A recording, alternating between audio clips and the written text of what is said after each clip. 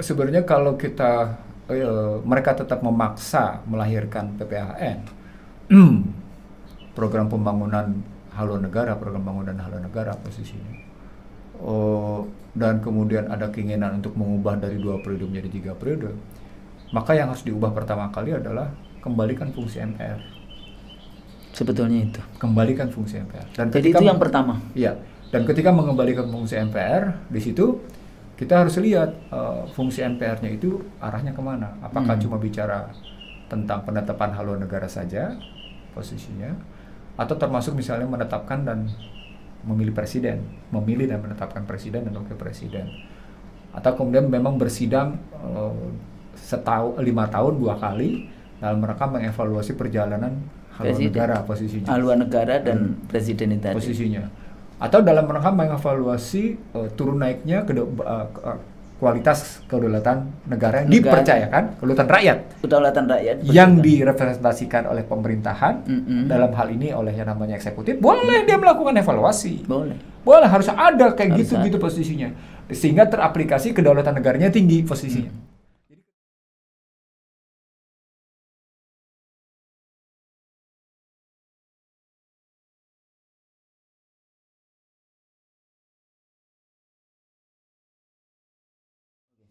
Bismillahirrahmanirrahim. Assalamualaikum warahmatullahi wabarakatuh. Waalaikumsalam warahmatullahi wabarakatuh. Alhamdulillah kita bisa bertemu kembali di program IC The Real Show dengan Bang Dr. Nursi Ihsanuddin Nursi. Alhamdulillah, Bang Nursi ini banyak sekali kawan-kawan di WA Group yang bertanya bagaimana kondisinya Bang Nursi. Alhamdulillah hari ini bisa hadir walaupun tetap dalam kondisi yang memang under medical doctor gitu ya, supervision gitu. Jadi masih di dalam konteks supervisi dokter. Mudah-mudahan cepat sembuh ya Bang Nursi ya. Insya Allah. Bantu doa. Ya insya Allah. Jadi tolong ya para pemirsa IC The Real Show bantu doa. Syafakallah untuk Bang Nursi supaya tetap bersama kita untuk menyampaikan pikiran-pikiran beliau di dalam konteks ini. Alhamdulillah hari ini kita akan membahas begini Bang Nursi. Untuk mencari judulnya bahasan kita ini tapi agak susah. Tapi gini, hari ini kita mendengarkan para wakil-wakil rakyat, bahkan dari ketua MPR sendiri ya, itu membahas adanya perubahan presiden 3 periode, adanya segala macam yang berhubungan dengan mempertahankan kekuasaan sebetulnya ya, dibandingkan bagaimana sih sebetulnya kalau kita membangun yang namanya, kalau MPR kan Majelis Permusyawaratan Rakyat, itu kan sebetulnya penjelmaan dari keinginan rakyat. Nah ini sebetulnya nggak cuma di MPR, di DPR sendiri, DPD sendiri, presiden sendiri. Sepertinya kalau sudah duduk, power tends to corrupt, absolute power corrupt absolutely. Dan yang terakhir kita bahas kan tidak perlu memiliki kekuasaan yang absolut untuk korup kayak gitu kan. Waktu itu sempat ya kita bahas yang seperti itu. Tidak perlu yang namanya, ternyata kalau Lord Acton bicara kekuasaan yang absolut pasti korup secara absolut. Tapi ini kekuasaan sedikit aja mulai di-exercise seenaknya saja. Padahal di dalam konteks bagaimana demokrasi work, itu demokrasi diimplementasikan itu tidak sembarangan. Walaupun itu punya kewenangan, punya otoritas, tapi di dalam implementasinya itu tidak boleh sembarangan seperti itu. Ya, jadi keinginan untuk, apakah di satu sisi civil society kita ada keinginan untuk kembali ke Undang-Undang Dasar 45. Di satu sisi negara kita selama pandemi COVID-19 kita masih memiliki berbagai persoalan bangunan political ekonomi yang sebetulnya memprihatinkan atau bahkan menakutkan kayak gitu ya. Cuma tidak banyak orang melihat itu. Mereka mengatakan, oh iya, rezim ini sudah menyediakan 10 jutaan tenaga kerja, lapangan kerja. Dari mana angkanya itu didapatkan. Tapi kenapa kok masih sangat sulit untuk mendapatkan pekerjaan? Bahkan banyak layoff, banyak orang yang diberhentikan dari pekerjaan. Atau pekerjaan seperti apa yang seringkali kita bahas tentang VUCA kayak gitu kan? Ya, pekerjaan-pekerjaan yang tidak ada stabilitas, tidak ada keamanan, tidak ada masa tua dan sebagainya, ya, tidak ada jaminan setelah pensiun. Itu juga terjadi di negeri kita. Terus kemudian berapa waktu lalu juga rame blok apa itu yang kemudian dikatakan, bahkan presiden, pidato presiden blok rokan. Blok rokan ya itu ya. Blok rokan sudah kembali kayak gitu ya. Saya tidak pernah, gimana itu pidatonya presiden yang mengatakan blok rokan kembali. Ternyata menurut Muhammad Said Didu dikatakan bahwa loh, tidur aja juga akan kembali karena memang kontraknya sudah habis, sama juga dengan yang di Freeport sebetulnya. Nah, ini juga menjadi masalah yang melatari kondisi kepolitikan kita. Nah, bagaimana ini Bang Nursi melihatnya? Kita mulai dari mana? Perubahan di MPR, fondasi dari sistem bangunan dari negara kita kayak gitu ya. Di dalam konteks yang sama, fondasi political ekonominya, di dalam perubahan-perubahan itu, argumen-argumen yang selalu dikatakan kan continuity. Memang continuity kemudian pasti akan berhasil. Ada yang mereka lupa. Apa? Dalam tesis sosiologi itu ada yang continuous, discontinuous, and a part of discontinuous and continuous. Jadi ada 3 model. Jadi mereka nggak boleh terus-menerus bicara tentang continuous. Kalau bicara terus-menerus continuous itu sama dengan status quo. Status quo ya udah, nggak usah pemilu, ya kan? Silahkan aja. Jadi Bang Nursi melanjutkan yang tadi. Bangunan sistem sejak reformasi ini kan kita memang, bagi saya ya nggak masalah kita perbaiki. Tapi untuk memperbaiki, merubah itu kan perlu pemahaman. Ya, dari konsepnya seperti apa, bagaimana implementasi ideologinya, bagaimana bangunan Indonesia itu sendiri, bukan menjadi monopoli dari segelintir yang so-called selalu mengatasnamakan wakil rakyat gitu. Padahal kan di dalam, kalau perubahan konstitusi ada model dengan referendum, ada model dengan yang disebut constitutional convention. Jadi itu dibangun yang kemudian ada perwakilan-perwakilan, tidak hanya cuma perwakilan politik, tapi bahkan anak muda juga boleh diikutkan dengan satu proses yang ada. Atau kemudian ada lagi dibahas secara masif gitu ya, rakyat untuk membahas apa sih sebetulnya yang menjadi pemikiran-pemikiran di kalangan elit yang supaya rakyat itu tahu. Nah, melihat kondisi hari ini, ya, dengan kondisi peta politik seperti ini, bahwa penguasa sekarang menguasai baik di eksekutif maupun di legislatif, yang dibawa juga pada level MPR sebagai lembaga, kalau dulu lembaga tertinggi, tapi sekarang kan nggak ada. Nah, kita mau mulai dari mana nih membahas kondisi ini? Oh, jadi kalau hari ini kita dengar isu jabatan presiden 3 periode, atau jabatan presiden diperpanjang, ditambah dengan pembentukan haluan negara. Yang pertama saya lihat adalah ini cuma gambaran betapa ambisi atas tahta dan kuasa itu kuat sekali. Loh, kan bicara haluan negara tidak punya relasi dengan tahta, siapa bilang?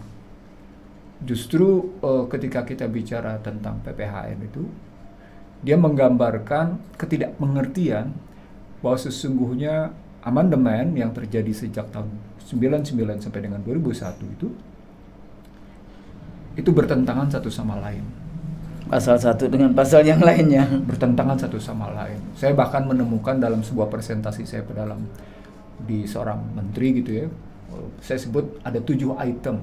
Itu saya tulis di sebuah koran nasional, bahwa reformasi melahirkan krisis konstitusi, istilah saya.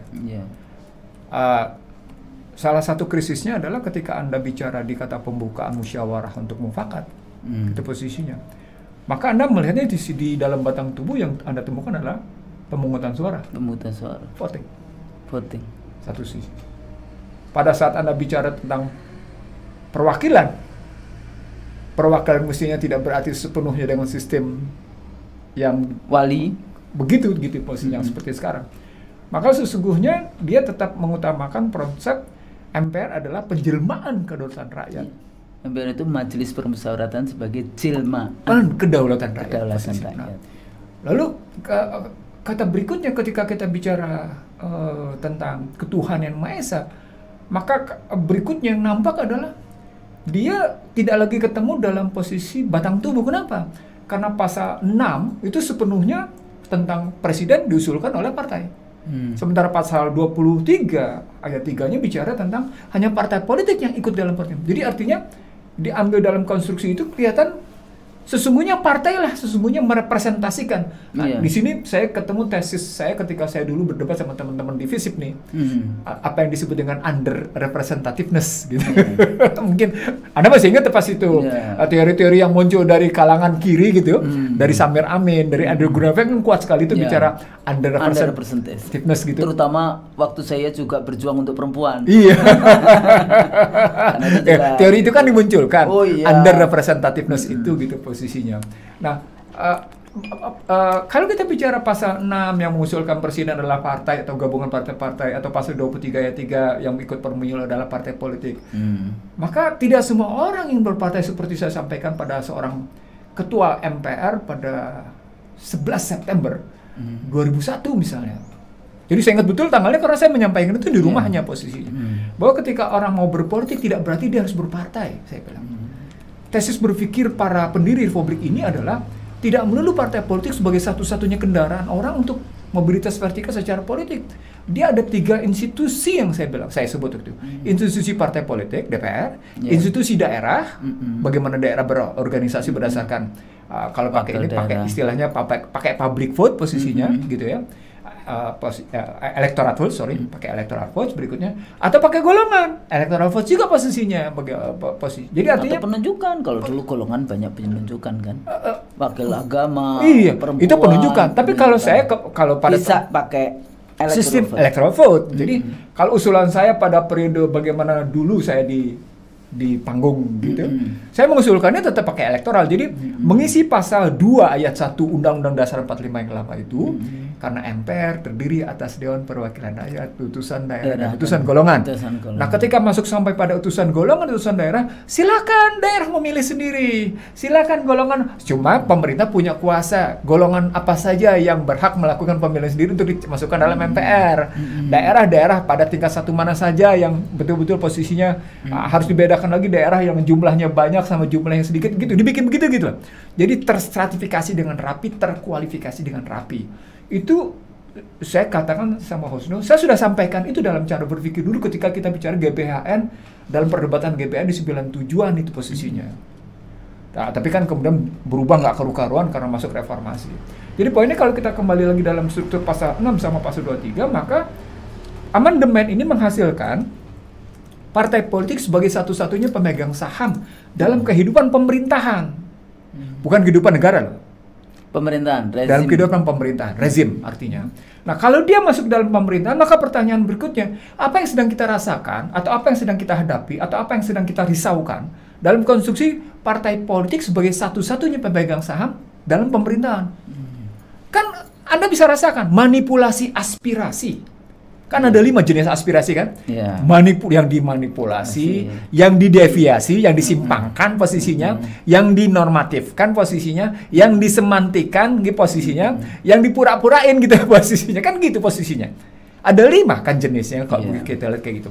Kita lihat sekarang dengan situasi sekarang banyak bagaimana 7 partai politik menjadi satu dan mengarah pada posisi persetujuan atas haluan negara dan persetujuan posisi apakah diperpanjang atau kemudian menjadi 3 periode. Maka pertanyaan besarnya, itu berarti niat mereka memperpanjang atau niat dalam kemudian menambah atau niat menambah haluan negara itu tidak dalam rangka memperbaiki sistem. Di tengah sistemnya ada yang salah. Itu kata kunci pertama. Jadi kalau pakai teori berpikir kekuasaan. Nah, itu tadi Husnu udah simpulin duluan karena ada status quo. Saya menyebutnya memang kekuasaan punya 5 ciri. Salah satunya adalah tadi status quo. Tapi saya nggak usah sebut yang 4 yang lain karena buat saya itu kajian menjadi cukup panjang walaupun sudah saya sampaikan dalam kesempatan yang lain. Tapi poinnya ketika kita masuk ke dalam satu pemikiran bahwa niat mereka melakukan perubahan konstitusi, maka kata kuncinya adalah betapa mereka sesungguhnya seperti abai atau kegagalan sistem. Kan orang sudah bilang ini gagal sistemnya nih. Artinya kan gagal amandemen.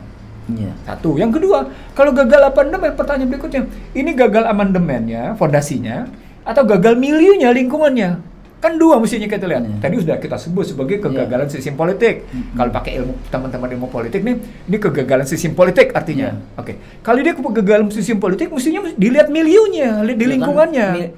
Milieu juga berada di dalam sistem politik, kan ada milieunya, ada domestik, ada internasional. Ya, kalau pakai bahasa sana ada lingkungan strategis nasional, ada lingkungan strategis internasional posisinya. Ini ibarat tanaman. Ini akarnya yang salah atau tanah yang benar, gitu kan ngelihatnya. Nah, kalau saya dalam kerangka sistem itu bicara tentang akar, batang, kemudian cabang, ranting, anak ranting, dahan, bunga dan seterusnya posisinya. Nah, kalau Anda cuma sekedar mau memperbaiki batang, Anda tidak memperbaiki akar, Anda tidak memperbaiki lingkungan, tetap saja dia nggak beres. Betul. Tetap saja dia tidak beres. Saya ngambil contoh. Kalau Anda cuma sekedar ingin PPAH haluan negara, Anda kan punya RPJP, rencana pembangunan jangka panjang. Kenapa Anda tidak gunakan? Perdebatan muncul. Iya, repotnya kan RPJP statusnya kan undang-undang, bukan di atasnya. Loh, ketika Anda bicara stratifikasi perundang-undangan, saat itulah sesungguhnya sistemnya benar apa nggak sih MPR-nya? Kalau apa tadi, Bang? Ya, jadi kita mesti sampaikan dulu, harus kita utarakan dulu tentang posisi MPR. Sementara amandemen menyatakan MPR adalah lembaga tinggi, bukan lembaga tertinggi, maka produknya tidak lebih tinggi dari undang-undang. Itu sebetulnya di 98. Sebentar. Ini saya potong dulu sini. Itu sebetulnya waktu itu pada saat tertinggi hilang itu, Bang Nursi tahu? Nggak tahu saya. Saya nggak ngerti kenapa logikanya begitu, karena yang saya ingat ketika saya di DPR MPR dulu, saya salah satu pihak yang mempersoalkan hubungan antar lembaga dan tata urutan perundang-undangan. Jadi pengertian kelembagaan negara itu berhubungan dengan tata urutan kelembagaan. Yang ada kan sekarang kan cuma tata urutan perundang-undangan, tanpa Anda mempersoalkan hubungan antar kelembagaan. Contoh sederhana begini. Anda menempatkan BI dalam struktur kekuasaan negara ada di mana? Ya kan dia soalnya kan jadi independen. Jelaskan, independen. Anda menempatkan KPK itu setara sama BI atau enggak? Loh, sekarang KPK di bawah presiden. Nah, saya terusin lagi sekarang. Kalau kita tanya tentang komisi judisial, posisinya ada di mana? Dalam skema kekuasaan negara.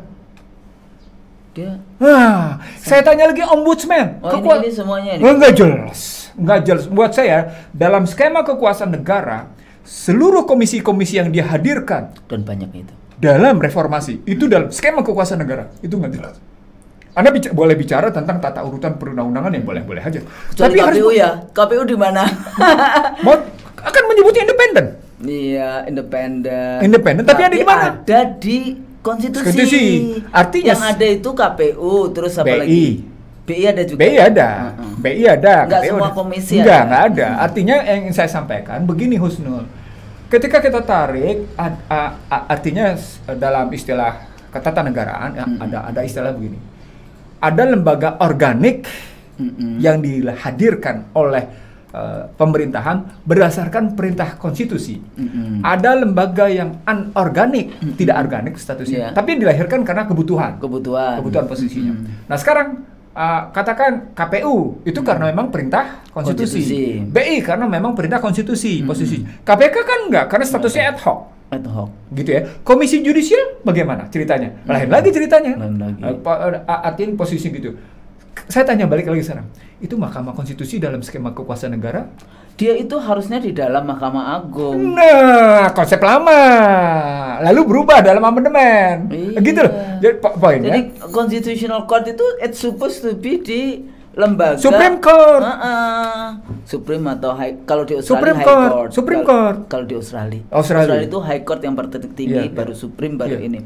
Ya, jadi di lembaga yang paling tinggi di dalam judicial, dia di dalamnya, dia itu cuma satu section dari lembaga, dari Mahkamah Agung kayak gitu. Tapi kan kemudian menjadi sesuatu yang Wow, karena dia menghancurkan semua apa yang diputuskan oleh 9 bisa mengalahkan sekian ratus juta orang. 570 wakil rakyat. Iya, dan mengalahkan 272 juta.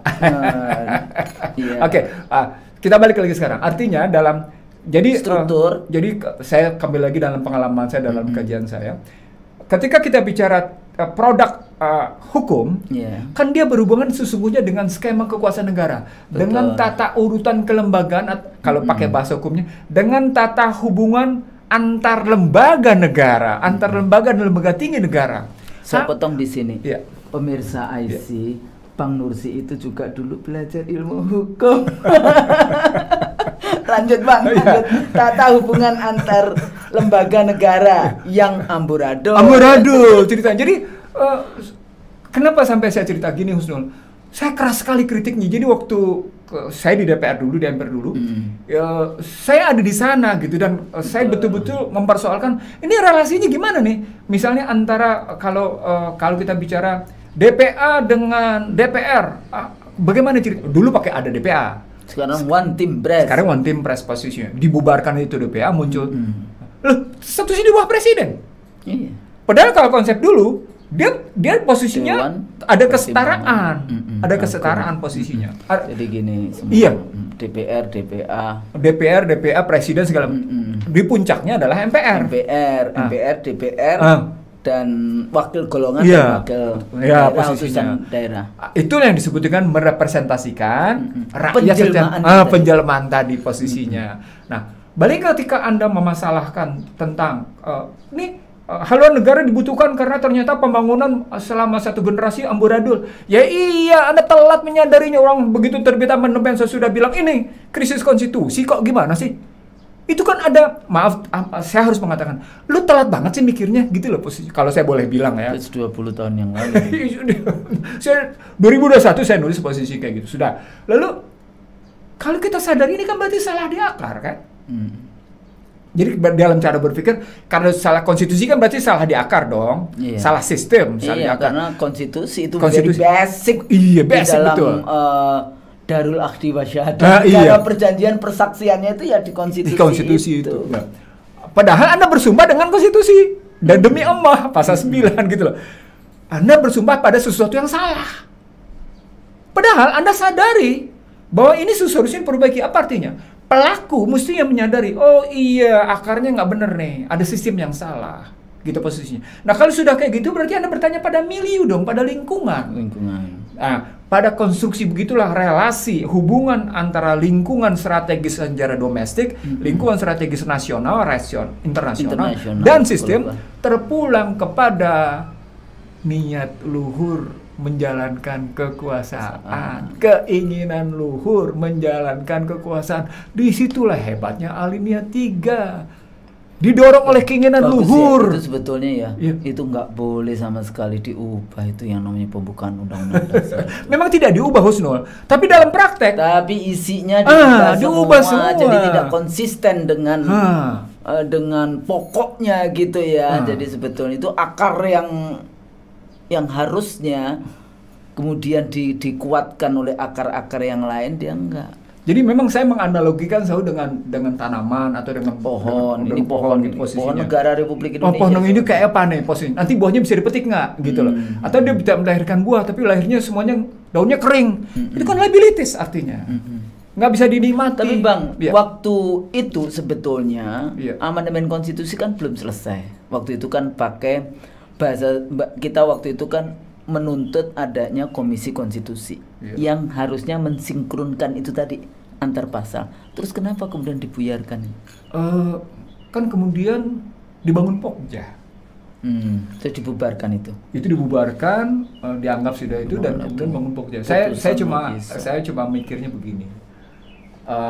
Begitu amandemen sudah selesai, komisi konstitusi dianggap kerja sudah selesai, maka dalam rangka itu dilahirkan dengan Pokja untuk melanjutkan apa-apa saja yang dibutuhkan dalam rangka memperbaiki kekurangan-kekurangan amandemen posisinya. Nah, saya kebetulan pernah menjadi narasumber di Pokja MPR. Saya lihat di situ dia perpanjangan partai posisinya. Iya memang. Perpanjangan partai dan orang partai semua kan. Iya, ada saya lihat beberapa tokoh profesional. Nah, kebetulan tokoh profesionalnya setara, bukan setara, sama dengan jalan berpikir saya. Misalnya ketika saya menyebut betapa amandemen telah melahirkan krisis konstitusi, khususnya pada pasal 33, karena saya saat itu melakukan kajian pasal 33. Ayat 4 dan 5 itu, dari pasal 33 itu buat berantakan ayat 1, 2, dan 3. Dan kemudian mengacaukan makna yang sesungguhnya terpulang pada penjelasan. Sehingga di sini tidak digunakan lagi penjelasan, pakai amandemen ceritanya. Nah, cara berpikir begini mengakibatkan orang bisa menerjemahkan konstitusi itu sesuai dengan kemauannya. I'm the king jadinya. Kenapa? Karena terpulang pada posisi presiden sebagai segala-galanya. Iya. Presiden sebagai segala-galanya. Dia kalau kepala. Dulu masih ada whatever yang namanya rezim di Orde Baru, ada presiden tapi ada MPR yang masih di atas. Itulah modelnya. Jadi artinya ketika I am the king, I am the law posisinya gitu, maka dia bisa mengatakan saya kepala pemerintahan, saya kepala negara, saya kepala administrasi, saya panglima tertinggi, saya pemimpin tertinggi keamanan, semuanya terpulang sama dia. Itu. Ya, itu Nah, tadi tesis yang Anda tadi sebut sebagai Lord Acton jadi jatuhnya. Absolute power jadi jatuhnya. Tangan presiden kan. Di situ terbukti lagi bahwa sesungguhnya problematiknya menjadi Anda tidak memahami bahwa amandemen itu telah melahirkan sebuah absolutisme. Di situ problemnya. Jadi kesalahannya miliunya sudah salah, gitu, lingkungannya sudah salah posisinya, sistemnya salah, maka batangnya itu sangat ditentukan oleh yang menentukan bagaimana tegaknya itu batang. Itu masalah di situ posisinya. Jadi ketika kita bicara apakah perpanjangan sampai dengan 2027 atau 3 periode atau PPHN itu apa sih 3 tahun 4 tahun ya, argumennya kan argumen 2004. Darurat apa? Darurat COVID, darurat vaksin. Sepertinya gimana darurat? Ada menteri yang tambah kekayaannya berapa? Nah, itu maksud saya. Darurat. Itu TKA datang semua? Darurat. TKA datang dengan bangganya. Jadi yang menarik lagi ketika Anda memberikan PPNBM hapus pada barang mewah misalnya, pada hal-hal yang meningkatkan orang kaya makin kaya misalnya, itu darurat. Jadi apa yang disebut dengan para menteri yang mungkin kaya, walaupun ada juga menteri yang memberikan gajinya untuk masyarakat, ada juga ada gajinya 50 juta diberikan ke masyarakat, non gajinya saya nggak tahu. Lalu ada juga gubernur yang katanya pendapatannya menurun selama pandemi. Forget it. Kekayaannya berkurang. Ada poinnya adalah dalam konstruksi berpikir begitu. Poinnya adalah sesungguhnya sistem yang salah, perilaku yang salah. Sebentar.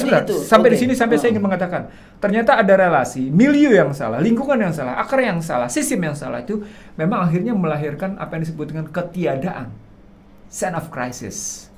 Nggak ada. Sense of crisis istilahnya, sense of crisis atau lack. Ada dua kemungkinan. Kalau pakai ada orang ya, sense of crisis biasanya yang sering digunakan. Iya. Atau lack of crisis. Nah, sense of crisis maupun sebetulnya ini nyambung karena sebetulnya pertanyaan saya akan ada di situ. Iya.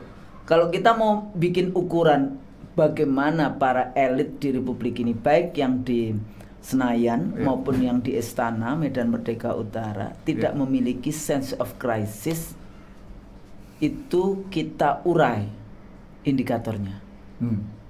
Ya, jadi misalnya ingin memperpanjang kekuasaannya, nggak jelas apa sebetulnya yang akan dilakukan. Argumen-argumennya bukan karena kepentingan rakyat. Nah, selain itu apa? Sebenarnya kalau mau diambil dari kerangka itu kan yang disebut dengan krisis itu kan adanya satu kebutuhan yang tidak bisa dipenuhi dan adanya perubahan satu situasi. Ada dua indikatornya. Satu kebutuhan yang bisa dipenuhi disebabkan oleh satu situasi yang tidak tertanggulangi dan di luar kemampuan, perencanaan pada umumnya posisinya. Jadi ada indikatornya begitu posisinya. Pertanyaan berikutnya, apa memang betul krisis itu tidak tertanggulangi? Kan begitu posisi. Pertanyaan besarnya, apa betul krisis itu tidak tertanggulangi? Krisis yang mana, Gi? Misalnya pandemi COVID tidak tertanggulangi atau maladministrasi gitu. Kalau sampai Husnul masih bicara terlampau umum kalau bicara. Saya acap kali kalau dengar Husnul maladministration itu untuk orang Indonesia agak senjang ya. Oke. Ya. Tapi kalau saya langsung menohoknya kebijakan ini tidak efektif. Atau kebijakan yang salah gitu kan. Itu paling di situ Husnul. Soalnya mereka pegang undang-undang kebijakan nggak bisa dikoruptorkan. Oh bisa Husnul. Kalau orang lain. Oh, iya bisa. Kalau kita nggak boleh dikoruptorkan. Kan ada undang-undang COVID-nya. Tidak bisa dipetunkan, tidak dimasuk, tidak bisa di KPK kan, tidak bisa di ini kan sudah ditutup di situ. Itu sesungguhnya justru di situ proses yang disebut dengan pengamanan kekuasaan. Iya, untuk mempertahankan posisi. Jadi Anda boleh menggunakan argumen darurat gitu ya. Tapi pertanyaan berikutnya, sungguhkah itu darurat gitu posisi? Sungguhkah itu krisis misalnya? Itu kajiannya sampai di situ. Saya misalnya ingat ketika saya dibunuh dalam tanda petik gitu ya. Pada 2010, 2011 ya, posisinya oleh sebuah media dan oleh sebuah kekuatan partai politik dalam kasus Senturi misalnya gitu ya. Saya ingat betul saya menggunakan terminologi yang muncul dari dua. Pertama, saya menggunakan terminologi yang disampaikan oleh Budiono sebagai Gubernur Bank Indonesia saat itu posisi begitu. Betapa mereka ngomongnya kayak apa. Tapi yang kedua terminologi lo juga enggak, kalau cuma soal Senturi itu nggak menggambarkan krisis gitu loh. Kalau cuma orang Senturi banknya kecil kok gimana Anda menggunakan 7 triliun ya? Kecil sekali ya. 6,7 injeksinya. Tapi banknya sendiri kan kecil sekali saat itu. Jadi pakai pendekatan tahu mana ya yang bank Senturi. Jadi kalau pakai contagion effect dengan pendekatan indikator contagion effect itu ada 4 indikatornya misalnya. Oh nggak bisa. Jadi kalau kita balik lagi sekarang ke COVID, loh ini krisis apa enggak? Iya, ini korban ada. Tapi harus dilihat secara struktural. Ya debatable ini kayak gini sesungguhnya mengajarkan kepada kita satu kajian strategis yang harus dilakukan pemerintah. Ngambil contoh 2 negara yang akhir-akhir ini. Bagaimana New Zealand bisa menutup diri, ya kan? Dan bagaimana Jepang bisa membatalkan Pfizer. Itu indikator bahwa sesungguhnya mereka bisa melihat, mereka harus melindungi bangsanya sendiri. Pertanyaan besarnya, apakah dalam krisis COVID-19 ini dan dengan posisi vaksinnya, negara dalam posisi melindungi? Kan pertanyaan itu muncul. Sementara Badan Kesehatan Dunia menyatakan vaksin itu tidak harus. Keluar juga pernyataan kayak gitu. Walaupun hari ini kita lihat bagaimana Biden dihajar habis oleh Republik hanya karena persoalan vaksin. Hari ini keras sekali pertarungan Republik, dan Republik melakukan perlawanan terhadap kebijakan Biden yang hendak memvaksinkan warga negara Amerika. Yang nggak benar karena ada keputusan lain atas posisi, ada terminologi lain dimunculkan oleh Amerika dalam pertarungan COVID-19 dengan vaksin. Artinya kita ngelihatnya kayak gitu posisinya. Itu baru isu vaksin. Tapi ada isu monopoli nih, monopoli vaksinnya kan. Iya. Tahu-tahu negara, bukan ini kalau ngomongin negara nanti dia klaim negara. Rezim yang berkuasa. Iya. Kenapa hanya beli yang dari yang Sinovac aja kayak gitu kan? Kenapa ini nanti banyak lah. Tapi intinya kalau Sinovac siapa yang diuntungkan? Kalau Pfizer siapa yang diuntungkan? Ini kan semuanya berhubungan dengan para bandar ini sebetulnya. Nah, itulah tadi relasinya ketika Anda bilang berhubungan dengan bandar. Tadi karena partai politiknya penguasa tunggal. Oke, balik lagi Bang Nursi. Kita agak sedikit keluar ya. Bicara environment memang bisa kemana-mana. Balik lagi ke MPR-nya tadi. Sebagai satu lembaga tinggi negara, kita agak sedikit sedih ya sebetulnya tetap lembaga tertinggi negara, lembaga tinggi negara. Nah, bagaimana sebetulnya kalau kita hari ini dengan kondisi kepolitikan yang ini, mana sih sebenarnya prioritas yang harus kita lakukan di dalam konteks ada sebagian dari civil society yang balik lagi aja ke konstitusi 45 yang asli kayak gitu kan. Ada lagi yang kita bisa bahasanya dengan constitutional convention, dengan kita bicara tentang apa sih sebenarnya kita analisis, yang kayak Bang Nursi sudah punya analisis. Ini partai ini akhirnya menjadi partai rental gara-gara pasal itu kayak gitu ya. Kan akhirnya partai ini berkuasa, akhirnya ada yang nyewa nih, mau jadi gubernur disewa, mau jadi presiden disewa, mau jadi macam-macam yang kita sering kali sebut sebagai, akhirnya muncullah partai rental atau partai politik yang sudah disandra. Kan elit kita ini saling sandra nih persoalannya, ya kan? Kalau Anda nggak mau ikut koalisi dengan kita, KPK. Udah tahu jawabannya. KPK kayak gitu kan, dan orang ketakutan. Salah tidak salah, kalau Anda jadi pejabat itu gampang sekali. Ya, administrasi ada tanda tangan yang kita miss, ada macam-macam yang kayak gitu, itu bisa menjadi isu. Nah, balik lagi ke bangunan yang tadi katanya mau akarnya supaya kuat, fondasinya kuat, dan kemudian pohonnya bisa kuat, dan akhirnya batang dan bunga dan buahnya bisa bermanfaat untuk setiap. Bahasanya Bang Nursi kan selalu husnul, yang harus mendapatkan kehidupan yang layak, penghidupan yang layak bagi kemanusiaan. Bagi kemanusiaan itu setiap warga negara. Sampai kalimatnya sampai tiap warga negara itu harus wajib berhak untuk mendapatkan penghidupan yang layak bagi kemanusiaan. Ada tambahan kemanusiaan. Nah, ini artinya pohon tadi memang akhirnya memberikan penghidupan yang layak bagi kemanusiaan, mestinya yang beradab. Iya pasti. Balik lagi. Jadi gimana nih? Pohon kita ini kayaknya sih sudah tumbang sebetulnya. Cuma kita belum menyadari aja, banyak yang belum menyadari. Kalau orang bilang dimakan rayap. Iya, kalau rayap itu kecil ya. Makan rayap jadi suatu saat tinggal tumbang. Kalau saya lihat teman-teman menggunakan istilah ini ibarat. Tapi yang makan bukan rayap soalnya. Apa tuh? Kalau rayap kan kecil-kecil banyak. Banyak ya. Apa yang makan tahu-tahu kropos gitu. Susah kecuali manusia. Tidak ada binatang. Apa waktu itu Bang Nursi mengatakan kegridian? Iya, greedy is good. Posisinya gitu ya, keserakahan. Jadi baliknya kalau kita ambil bagaimana Kak Husnul bertanya, bagaimana kita suka tidak suka memang harus terpulang pada panggilan pelaku. Sepanjang pelakunya atau aktor negara, aktor politiknya betul-betul hanya berkiblat pada posisi menjalankan kepentingan partainya, jangan berharap akan ada apa yang Husnul bilang menjunjung tinggi national interest. Jadi dalam tadi Husnul bicara sama saya waktu off air misalnya, bagaimana caranya pemerintah itu punya satu semacam pedoman untuk menjalankan ini. Sesungguhnya mereka punya RPJMN sekarang ini, rencana pembangunan jangka menengah, jangka panjang, jangka menengah, jangka panjang, jangka menengah, jangka pendek, gitu bos. Nah diterjemahkan dengan rencana kerja pemerintah RKPP posisinya. Nah saya ingin mengatakan begini Husnul, saya minta maaf sebelumnya. Anda kebayang nggak di 97 saja saya sudah meminta tiap departemen itu punya manifesto. Dan kalau tiap departemen strategis punya manifesto, itu artinya presiden harus punya manifesto selama 5 tahun ngapain. Dengan payung tadi GBHN, gitu loh. Itu tahun 97 tuh, misalnya waktu itu ketika Pak Edi Sudrajat almarhum sebagai Menhan gitu posisinya ya. Saya sudah bolak-balik meminta agar Edi Sudrajat sebagai Menhan itu melahirkan manifesto pertahanan. Kenapa? Karena dia berarti masuk dalam kerangka pertahanan ekonomi, masuk dalam kerangka pertahanan sosial, masuk dalam kerangka pertahanan budaya.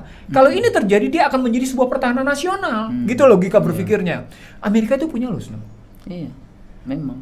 Jadi yang diterbitkan pertama oleh Amerika adalah yang disebut dengan National Security Strategy of US. Baru lahirlah National Defense Strategy of US. Baru muncullah National Military Strategy of US. Barulah muncul di tempat-tempat lain posisi. Jadi artinya tiap institusi yang penting di Amerika itu punya namanya manifesto mereka.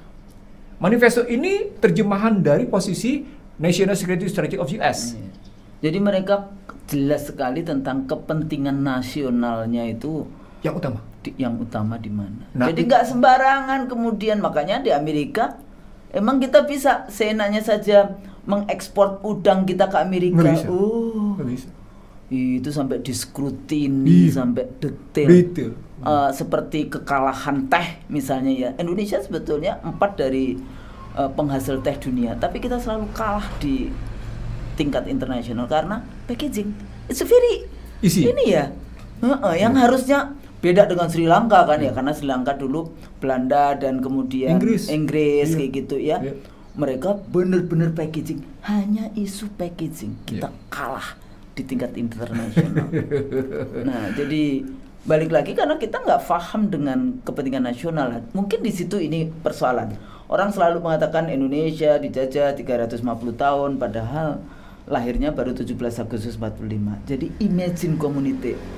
Ingat nggak teorinya Ben Anderson tentang imagine community ini sebetulnya bangsa imajinasi. Kita ini kan masih membangun. Makanya tadi kalau Bang Nursi bicara tentang akar, tentang bangunan, dan saya bertanya, nggak apa-apa karena usianya belum 100 tahun. Jadi kita punya kesempatan ya, mumpung kita masih hidup nih, apa sih di dalam konteks membangun itu, membangun fondasinya, ideologinya tadi, manifesto di dalam konteks itu diletakkan di mana? Saya ingin menoleh ke belakang beberapa tahun ketika Dedek Hatib Basri belum menjadi Menq. Perdebatannya saya, Hatib Basri, Emil Salim, Amin Rais, dan saya posisinya rame dengan Sugeng Saryadi sebagai moderatornya. Di Sugeng itu kita memang berdebat, bertukar pikiran tajam gitu posisinya. Salah satu argumen Hatib Basri, Dedek Hatib Basri pada saya ketika saya mengemukakan sejumlah kegagalan ekonomi yang dilakukan oleh mafia Berkeley, karena waktu itu saya berhadapan dengan Emil Salim dan Hatib Basri posisinya. Dijawab oleh Hatib Basri, oh Dedek, ya kita kan memang bangsa yang masih belajar katanya. Tapi nggak boleh ngomong kayak gitu. Jadi kalau gagal belajar dia. Iya. Nah, apalagi terus dia salah satu orang yang bicara tentang kantongi nasionalisme posisinya. Jadi ketika kita ngambil terminologi kita bangsa yang masih belajar, memang belajar itu sepanjang hidup, ya kan posisinya. Proses pembelajaran sepanjang hidup memang terjadi. Tetapi itu kan Anda pakai pendekatan proses jadinya. Processing approach namanya. Anda tidak pakai pendekatan systemic structural approach posisinya. Kalau kita menggunakan pendekatan systemic structural approach, maka mau tidak mau hasil hari ini harus ditolak pada posisi bagaimana sesungguhnya hasil hari ini yang nyata ya posisinya. Belum yang outcome dan multiplier effect. Itu harus dilihat pada proses, harus dilihat pada input, harus dilihat pada visi, harus dilihat pada misi dan visinya posisinya. Maka saya menyebut begini, sesungguhnya kita tidak pernah belajar dari kegagalan. Kita tidak mau dari bangsanya sendiri, nggak mau menoleh kekurangan itu kayak posisinya. Anda selalu menoleh dan dioptimasi ke kegagalan itu, lalu kemudian Anda menerima Anda gagal begitu saja, gitu. Nggak boleh begitu, gitu. Nggak ada ceritanya seperti itu, gitu. Jadi ketika sampai kayak gitu dengan pemerintahan dengan model tiba-tiba orang bicara tentang PPHN, perpanjangan masa jabatan atau kemudian 3 periode, buat saya kata kunci pertamanya adalah Anda perbaiki dulu sistem. Sistem ini Anda perbaiki, lalu kemudian humus tanahnya, kalau ibarat tanaman, Anda harus perbaiki. Tanahnya mesti dikasih pupuk lagi, mesti disiramin lagi, kerjasama sosialnya harus dinaikin, jangan dipecah belah dengan buzzer, ya kan posisinya. Ada yang mengakui katanya nggak ada, di APBN kita itu nggak ada untuk bayar buzzer. Ya memang tentu saja nggak ada. Masa bayar buzzer kemudian dilapor? Kan ini gimana sih? Paham nggak sih how the politics works gitu loh? Ya, saya ingat satu hal yang Kongres tidak bisa masalahkan itu ada 2. Anggaran National Security Agency, FBI di dalamnya, dan satu lagi, anggaran pertahanan. Itu nggak bisa diganggu. Kongres itu cuma sekedar setuju posisinya dengan mengubah sedikit-sedikit. Itu Amerika. Dan yang menarik apalagi Indonesia. Menarik lagi kalau di Amerika itu kayak anggaran kayak mereka juga punya kan yang natural disaster, ya kayak Taufan atau yang kayak gitu-gitulah, Katrina apa yang gitu. Mereka itu punya anggaran setiap tahun, tapi nggak harus dihabisin. Kalau di sini kemudian dibentuk lembaganya dan harus dihabisin walaupun nggak ada natural disaster. Giliran kita punya natural disaster beneran, anggarannya nggak ada. Ya itu tadi, jadi gimana itu? Mudah sekali jawabannya, Saudara. Dari revenue oriented itu ternyata memang punya relasi dengan spending oriented. Itu bangsa boros. Emang.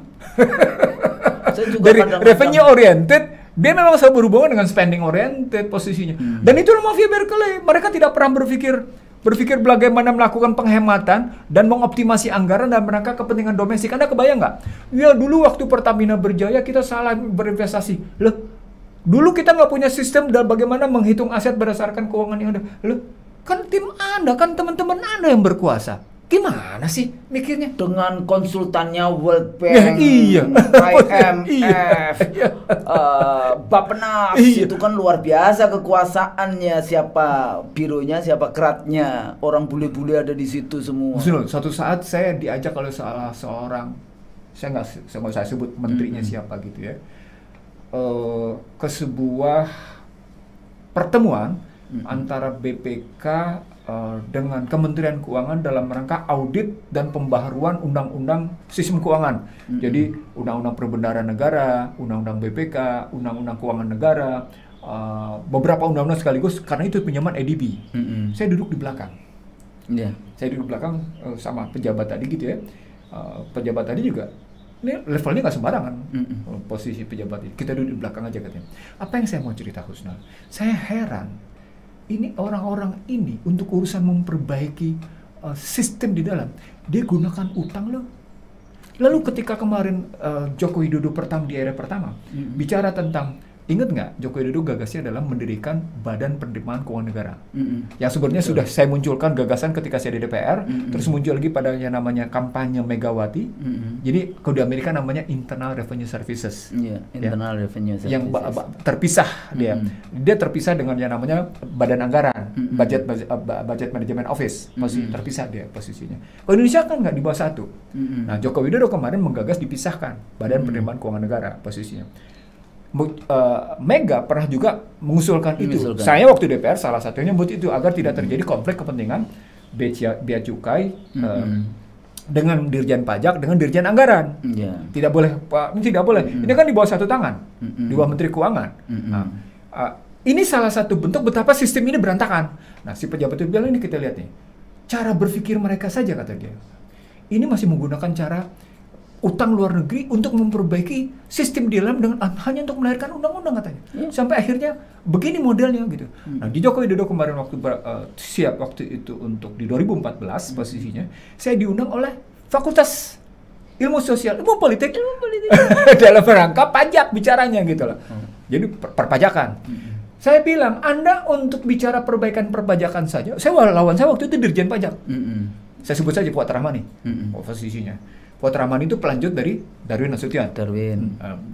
Posisi Darmin, lalu kemudian Fuad Rahmani. Saya bilang, Anda untuk memperbaiki perpajakan saja, Anda menggunakan utang. Begini loh model perpajakan. Saya cerita macam-macam. Saya ingat betul tuh, saya bertiga. Itu teman-teman dari FISIP gitu waktu itu. Ya sebenarnya nggak apa-apa juga sih. Nggak perlu, saya bilang. Masa memperbaiki kayak gitu aja misalnya? Pakai utang posisinya. Saya ingin mengatakan begini.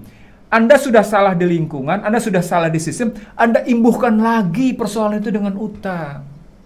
Tuh masalahnya Husnul. Sama seperti sekarang, kondisi sekarang nih. Anda sudah tidak mampu lagi menangani krisis, gitu. Anda tidak memperbaiki sistem, Anda tidak memperbaiki lingkungan, Anda tambahin lagi dengan hutang. Itu seneng banget sih ya utang itu ya. Tapi kan kalau kita banyak utang kita dipuja-puji sama asing. Ya itu kesalahan berpikir yang imaginingnya tadi salah. Imajinasinya. False imagining itu namanya. False imagining posisi. Nah, saya balik lagi ke dalam pertanyaan Husnul tadi. Jadi kalau kita ambil dalam cara berpikir begitu, kita lihat bagaimana orang-orang tadi menata, maka sesungguhnya yang dibutuhkan bukan cuma sekedar memperbaiki PPHN, perpanjangan masa jabatan. Kita perbaiki dulu sistemnya. Kita wujudkan kembali orang-orang yang memang didorong oleh keinginan luhur. Apa artinya? Perlu diperbaiki moralnya. Moral revolusi akhlak. Kalau kata kita boleh nggak ngomong HRS gitu, saking takutnya. Tapi ini nanti kalau kita ngomong HRS di ini nggak? Saya nggak tahu. YouTube. Ya nanti Mas Aji yang ini. Tapi ya kalau saya sih nggak takut ya kayak gitu, bebas. Jadi artinya yang bicara revolusi akhlak hari-hari ini kan memang dibutuhkan HRS, ya gitu. Walaupun semuanya juga sudah pernah juga bicara tentang revolusi akhlak. Tapi gini Bang, iya. Balik lagi ke isu semula yang kita bahas. Jadi keinginan untuk memperpanjang sampai tahun 27. Iya. Terus kemudian keinginan untuk 3 periode, keinginan untuk bikin apa namanya GBN ya, haluan negara, tapi nggak jelas kan apa yang di dalam haluan negara, bukan yang tadi manifesto satu negara, kemudian diimplementasikan dengan manifesto bagian kayak gitu ya, bidang portofolionya gitu, jelas ya, portofolionya masing-masing bagian. Atau mungkin tidak semuanya, tapi kalau misalnya kayak pertahanan, tidak hanya cuma sekedar pertahanan dalam artian pertahanan militer, tapi juga manusianya, kemudian budayanya, kemudian ekonominya. Jadi itu kan berada di dalam payung pertahanan kayak gitu ya. Terus kemudian nanti juga apalagi kayak gitu yang harus kita pahami, kita implementasikan sebagai negara. Nah, tadi ternyata yang selama ini kita produk reformasi ini auxiliary institution tadi ya. Jadi lembaga-lembaga yang sebetulnya itu second track. Kayak korupsi itu sebetulnya sudah ada kan di lembaga judikatif kayak gitu kan, ada yang kayak gitu, tapi sekarang menjadi kok KPK menurut informasi ininya pasal-pasalnya menjadi eksekutif kayak gitu. Nah, jadi kalau kita mau yang seperti itu balik lagi ya, supaya kita langkah-langkah yang harus dilakukan yang tadi kan, ini persoalannya sistemnya aja belum diperbaiki kok. Kita sudah mau melangkah kepada kontennya. Nah, sekarang balik lagi ke sistem. Artinya, bereskan dengan periode, kalau udah habis 2004 ya Pilpres ganti. Nah, kemudian kita akan bahas di konstitusi itu sendiri akar dari persoalan. Misalnya tadi partai politik menjadi penguasa tunggal yang akhirnya, tapi pada saat yang sama dia kan di ekonominya, pasal berapa yang ekonomi akhirnya dikuasai oleh sekelompok kecil. Mereka tidak tunduk taat patuh kepada pembukaan untuk melindungi segenap tumpah darah Indonesia, mensejahterakan kehidupan bangsa yang Indonesia kayak gitu, memihaki sendiri. Jadi kalau kayak gitu kan sebenarnya tidak perlu ini pimpinan MPR atau MPR untuk melakukan itu semua. Tapi bangun sistem meyakinkan kepada mereka bagaimana mereka sudah sangat berkeinginan untuk mempertahankan. Jadi sebenarnya kalau kita mereka tetap memaksa melahirkan PPHN, program pembangunan haluan negara posisinya, dan kemudian ada keinginan untuk mengubah dari 2 periode menjadi 3 periode, maka yang harus diubah pertama kali adalah kembalikan fungsi MPR. Sebetulnya itu. Kembalikan fungsi MPR. Dan jadi itu yang pertama. Iya. Dan ketika mengembalikan fungsi MPR, di situ kita harus lihat fungsi MPR-nya itu arahnya kemana. Apakah cuma bicara tentang penetapan haluan negara saja posisinya, atau termasuk misalnya menetapkan dan memilih dan menetapkan presiden dan wakil presiden, atau kemudian memang bersidang 5 tahun 2 kali dalam rangka mengevaluasi perjalanan haluan negara posisinya, haluan negara dan presiden itu posisinya, atau dalam rangka mengevaluasi turun naiknya kualitas kedaulatan negara yang dipercayakan, kedaulatan rakyat yang direpresentasikan oleh pemerintahan, dalam hal ini oleh yang namanya eksekutif. Boleh dia melakukan evaluasi, boleh harus ada kayak gitu posisinya, sehingga teraplikasi kedaulatan negaranya tinggi posisinya. Jadi kedaulatan rakyat itu teraplikasi dalam penyelenggaraan pemerintahan yang menegaskan bahwa kedaulatan negaranya tidak terganggu sama sekali, tidak tergoyahkan. Jadi bagaimana dia menjadi guardian of sovereignty. Husnul, di situ suka tidak suka, Anda boleh marah pada sistem Amerika. Anda boleh marah karena di belakangnya namanya lembaga Kongresnya, House Representative-nya, atau kemudian Senatnya yang kemudian masuk dalam Kongres yang kemudian dia bisa menunjukkan pada posisi bagaimana presiden itu. Beyond that, ada institusi-institusi yang non-act after state gitu ya, itu bisa mengevaluasi kemana larinya. Jadi ada beyond the formal institution, di balik institusi formalnya, itu memang mereka punya kekuatan untuk mengevaluasi posisinya. Misalnya yang paling dekat tentang Trump sama Biden deh posisinya. Anda bisa bayangkan tadi cerita saya tentang Republik yang menolak habis-habisan kebijakan Biden dalam persoalan vaksin dan COVID misalnya. Itu kan konsisten dengan sikap Trump posisinya. Ini artinya sesungguhnya perang yang sedang muncul itu begitu tajam di Amerika, yang kalau kita bacanya, oh ini ada kelompok-kelompok tertentu yang sedang berperang satu sama lain gitu melihatnya, dan mereka tetap kokoh dalam rangka itu gitu posisinya. Tadi namanya non-state actor gitu ya, dari aktor non negara, tapi dia punya pengaruh, jadi bisa pressure group, bisa interest group kayak gitu dalam, bisa lobbyist group. Lobbyist group karena teman-teman kalau pergi ke Washington ya, Bang Nursi, kalau kita ke Washington, di sana itu kantor-kantor itu namanya kantor-kantor lobbyist. Ada Western Governors Federation, asosiasi atau lobbyist. Ada Teachers Federation, lobby untuk guru-guru, lobby untuk kenapa gubernur di wilayah bagian barat dari Amerika ini kan yang maju kan emang banyak yang di bagian timur ya, New York, Harvard ya, kalau di bagian yang timur Washington sampai ini. Yang bagian barat, tengah barat ini kan banyak sekali yang ketimpangannya tinggi. Texas, Houston. Nah, Texas, Houston ya, di daerah Denver, yang Colorado dan sebagainya. Nah, seperti itu. Jadi mereka bersatu. Kemudian mereka gubernur-gubernur dari wilayah barat, mereka itu pressure kekuatan-kekuatan kepentingan mereka di Washington. Nah, kalau di kita melobi itu diartikan kayak itu apa, kalau di Sumatera Barat dagang sapi. Ternyata dagang sapi itu nggak boleh kelihatan sapinya, jadi tertutup, makanya terjadi transaksi di bawah tangan. Padahal baik di Australia, di Amerika, di Uni Eropa sekaligus atau bahkan di Kanada, lobbyist group itu ada hal yang biasa posisinya. Saya ingin mengatakan dari contoh ini sebenarnya begini, Husnul. Ini menggambarkan kalau kita memang mau menegakkan sebagai bangsa gitu posisinya, kita harus kembali bukan ke jati diri bangsa lain, harus ke dalam jati diri bangsa kita sendiri. Itu makanya ketika rumuskan itu yang sesuai dengan, nggak usah jauh-jauh, sudah dirumuskan oleh para pendiri bangsa. Itu yang luar biasa sudah. Nah, itu yang saya bilang, Husnul. Memang yang dirumuskan para pendiri Republik ini ada kekurangan. Saya bilang kekurangan-kekurangannya bisa diidentifikasi kok. Gampang sekali mengidentifikasi. Yang ada tidak perlu diubah, yang kurang perlu ditambah, gitu loh. Yang ada tidak perlu diubah, gitu posisinya. Yang kurang perlu ditambah, itu poinnya. Jadi kita tidak melenceng dari pondasinya.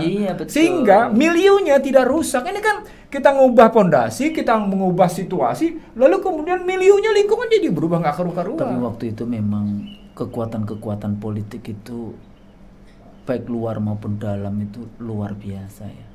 Kesalahan di 99. Iya, artinya saya menyebut di situ keterlibatan Madeleine Albright misalnya. Kalau kajian saya ya, saya terlibat bagaimana Bill Clinton saya lihat, dan saya membuktikan itu.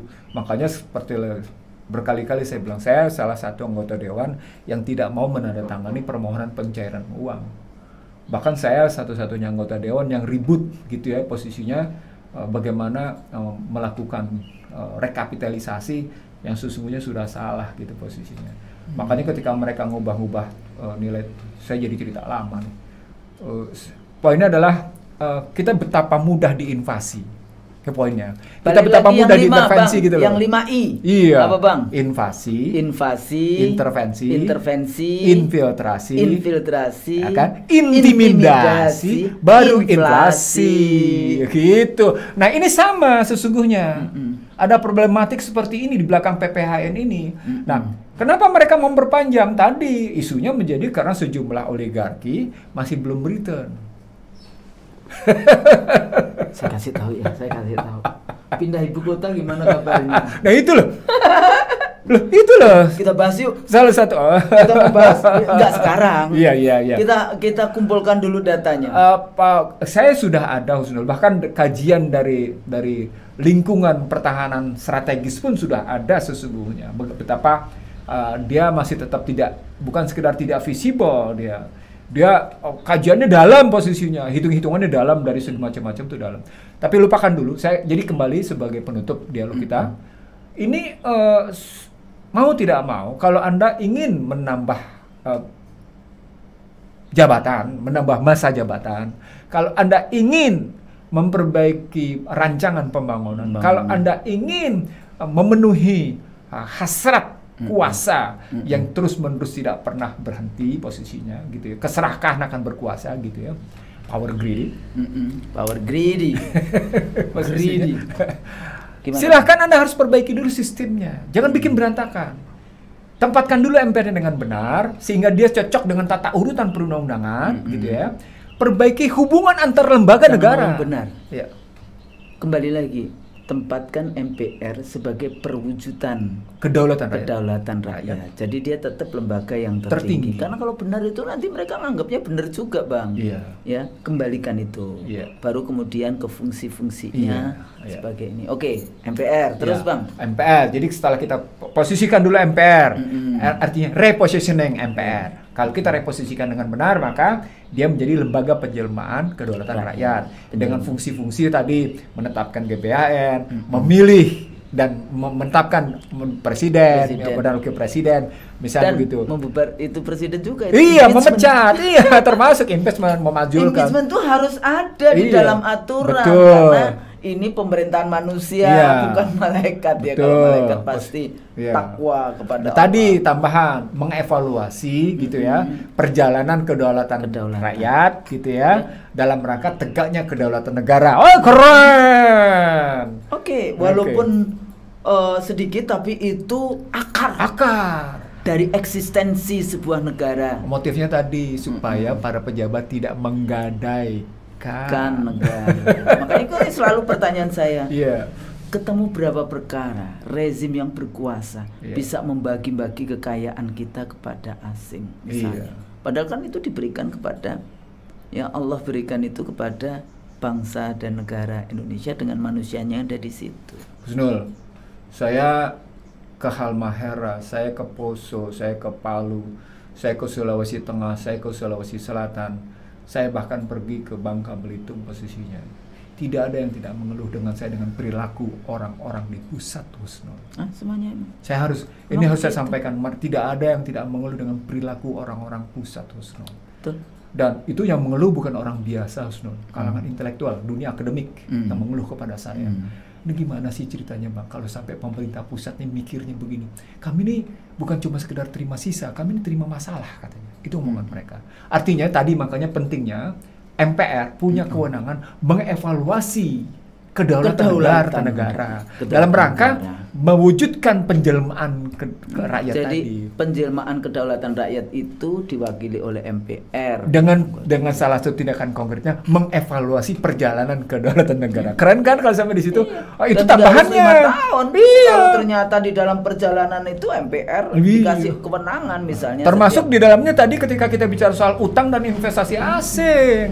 Yang 5I tadi. Jadi ada gitu loh. Kalau kita ribut tentang utang tapi kemudian DPR yang mudah didikte gimana? Masuk dia ke MPR, kalau MPR juga nggak bisa karena MPR-nya harus merupakan penjelmaan kedaulatan rakyat yang isinya tadi bukan hanya oleh DPR, divisinya juga oleh utusan daerah, utusan golongan yang statusnya dipilih oleh otoritas masing-masing, otoritas organisasi daerah, otoritas organisasi golongan gitu, sehingga gabung jadi satu. Nah, bagaimana legalisasi atau pemerintah yang punya wewenang? Kalau daerah sudah jelas urusannya provinsi, kabupaten atau wali kota. Kalau organisasi gimana? Legalisasikan mereka dengan syarat-syarat tertentu. Kalau partai politik bisa diurus soal ketentuan dari Menhukhamnya gitu. Kenapa organisasi sosial nggak bisa untuk menyatakan bahwa memang mereka berhak memberikan wakilnya ke dalam lembaga MPR, sehingga MPR tadi memang betul-betul merupakan penjelmaan kedaulatan rakyat. Gitu. Jadi artinya mari kita perbaiki sistem, mari kita perbaiki lingkungan, mari kita perbaiki budaya dan moral hidup pemerintahan. Saya ulang, moral dan budaya hidup pemerintahan. Gitu. Satu generasi itu, Bang. Sebenarnya kalau pemimpinnya punya panggilan, punya leadership, gitu ya. Tidak dan bisa. Leadership itu, Bang, kalau bisa membuka pintu langit, itu emang berbeda. Gitu ya. Jadi perlu menggedor pintu langit ya. Perlu menggedor pintu itu langit. Kalau yang memberikan hidayah siapa? Yang memberikan semuanya itu yang kita inginkan siapa? Itu kan kalau Anda percaya. Sila pertama. Itu kan kalau Anda pegang ketuhanan yang Maha Esa. Kalau ketuhanan Maha Esa yang cuma di lip service gimana? Kalau ketuhanan yang Maha Esa-nya hilang kan berarti bukan panca lagi. Ya enggak? Bukan Pancasila. Jadi catursila ya. Catursila atau trisila atau ekasila. Nggak bisa, Ustaz. Karena Anda bersumpah pasal 9 tadi. Sumpahnya apa? Jalankan konstitusi, dan itu berarti menyangkut kata pembukaan. Demi Allah. Nggak bisa, Husnul. Ketika Anda cuma menyampaikan sumpah itu cuma dengan kata-kata, percayalah, pada saat berkuasa Anda kelihatannya mulia dan berharga, tapi setelah berkuasa Anda tidak lagi mulia dan berharga, Husnul. Itu saya saksikan, Husnul. Saya bilang saya saksikan. Saya mengalami seperti itu kok. Jadi saya mengalami dan saya menyaksikan itu gitu. Jadi jangan sembarang dengan itu, Husnul. Mengerikan ya. Karena nanti kan setiap langkah itu akan dihisab. Ya, dan tapi janji Allah luar biasa, Bang Nursi.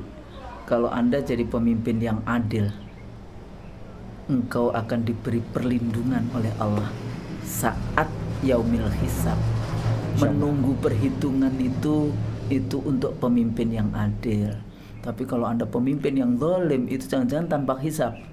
Nauzubillah min dzalik. Tanpa hisab masuk neraka. Saya langsung bilang aja min dzalik. Bukan tanpa hisab, bukan alhamdulillah, tapi naudzubillah, karena Bang Nursi pasti tahu bahwa yang tanpa hisab yang saya maksudkan adalah masuk neraka. Jadi nggak gampang tuh. Bahkan ya kalau kita ngeri lagi itu. Kalau sampai ada satu rakyat Anda tidak bisa makan, padahal itu berada di bawah kepemimpinan, itu nanti Anda yang harus mempertanggungjawabkan. Wah, Husnul, rakyat bicara kekenyangan kok. Tuhan, aku kenyang. Aku lapar. Oh, itu yang lapar. Kok ada yang bilang? Ada juga. Muralnya juga bilang, Tuhan, aku kenyang. Kenyang pencitraan. Oh, gitu. Itu salah moral ya. Jadi insya Allah apa yang kita sampaikan ini mudah-mudahan ada manfaatnya ya, kita niat. Jadi itu tadi nasihat ya kayak taubat nasuha. Nasihat itu ada ketulusan, ada keikhlasan, ada kebaikan di dalamnya. Insya Allah kalau ini didengar oleh para elit di sana, pengambil keputusan sana, kita doakan mudah-mudahan dibuka mata batinnya, diberikan hidayah untuk mencermati dengan baik semua kata demi kata apa yang disampaikan oleh Bang Nursi tadi. Dan pada saat yang sama, Husnul, kita juga memohon maaf. Mohon maaf kalau kita ada salah. Jadi dalam situasi sekarang tidak ada manusia yang sempurna. Ada. Tapi paling tidak bersikap atau berpihak pada kebenaran dan kebaikan itu menjadi hal yang utama. Saya ulang, berpihak pada kebenaran dan kebaikan itu menjadi hal yang utama. Nah, karena itu tanpa mengurangi penghormatan kita, penghargaan kita kepada pemirsa IC The Real Show dan kepada siapapun yang menjadi petinggi di negeri ini, kami memohon maaf jika Anda tidak berkenan. Kami tidak merasa bahwa kami yang benar. Bukan. Makanya kan selalu kalau kita akhiri ini, kita kan yang salah itu dari kita. Dan kita mohon maaf. Insya Allah yang baik-baik itu dari Allah. Hanya dari Allah, kayak gitu. Itu juga satu pernyataan yang baik juga bagi kita semua, supaya kita juga tidak jadi greedy, kita jadi sombong, juga tidak membuat satu pencitraan yang nggak penting. Saya pikir itu kan niat kita kan ibadah kan. Kita menyampaikan apa yang pengalaman Bang Nursi yang luar biasa kita dokumentasikan untuk teman-teman yang mengikuti, supaya insya Allah nanti memperpanjang eksistensi dari bangsa dan negara ini. Kan jadi gitu. Poinnya, Husnul, jangan mengangkat dagu dan membusungkan dada, apalagi menjejakkan kaki ke perut bumi seolah-olah Anda menjadi pemilik kuasa yang abadi. Nauzubillah min dzalik. Padahal yang di dunia itu semuanya nggak ada yang abadi. Jadi semuanya, makanya selalu kalau Bang, diskusi-diskusi kita ini untuk akhirat enggak? Kayak gitu kan. Iya. Insya Allah. Amin. Ya. Jadi mudah-mudahan apa yang kami sampaikan ini berguna untuk semua pemirsa. Kalau kami salah, kami mohon maaf. Iya. Ya, saya akhiri. Billahi taufiq wal hidayah. Wassalamualaikum warahmatullahi wabarakatuh. Waalaikumsalam warahmatullahi wabarakatuh.